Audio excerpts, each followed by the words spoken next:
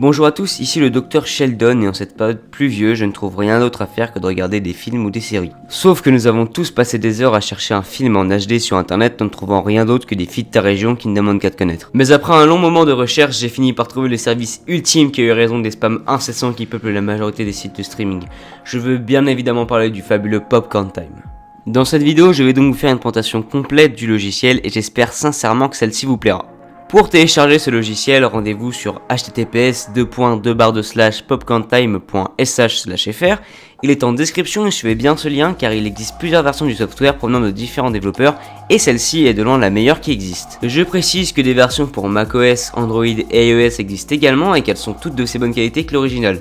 Mais celle pour les appareils mobiles d'Apple est assez difficile à installer, donc si regarder des films ou des séries sur votre iPhone ou votre iPad vous intéresse, n'hésitez pas à me le dire via les commentaires de la vidéo car je serai ravi de vous aider en vous proposant un tutoriel sur ces plateformes. Voilà, donc une fois que vous avez installé le logiciel sur votre ordinateur, il suffit juste de le lancer pour avoir accès à cette interface très clean qui n'est pas sans rappeler celle de grosses compagnies comme Netflix par exemple. La page d'accueil du logiciel nous montre les derniers ajouts comme par exemple le génialissime Wonder Woman sur lequel nous allons cliquer.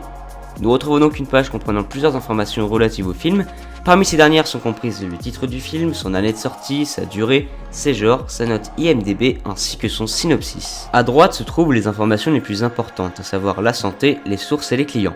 Pour vous expliquer simplement, le logiciel fonctionne via le peer-to-peer, c'est-à-dire que vous allez télécharger votre film en récupérant des bouts de personnes l'ayant déjà téléchargé. Vous l'aurez donc compris, plus il y a de clients ayant déjà le film, plus votre temps d'attente avant le visionnage sera court.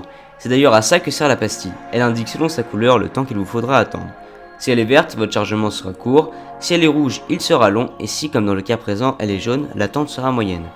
Bien sûr, le débit de votre connexion y jouera un rôle important. Maintenant que nous avons connaissance de cette information, il nous suffit de regarder la bande-annonce pour avoir un court aperçu du film et voir si oui ou non nous voulons le visionner.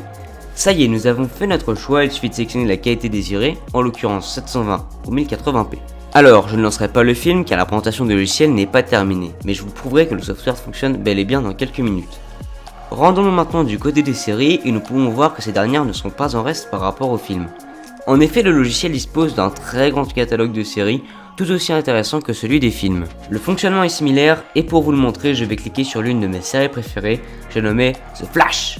Je clique dessus et l'affichage est le même que pour les films, toujours le synopsis, la note IMDb ainsi que la santé, mais s'y ajoute la date et l'heure précise de la première diffusion et ce sont des choses plutôt intéressantes tout de même. À part ça, rien de bien intéressant, donc retournons à l'écran classique.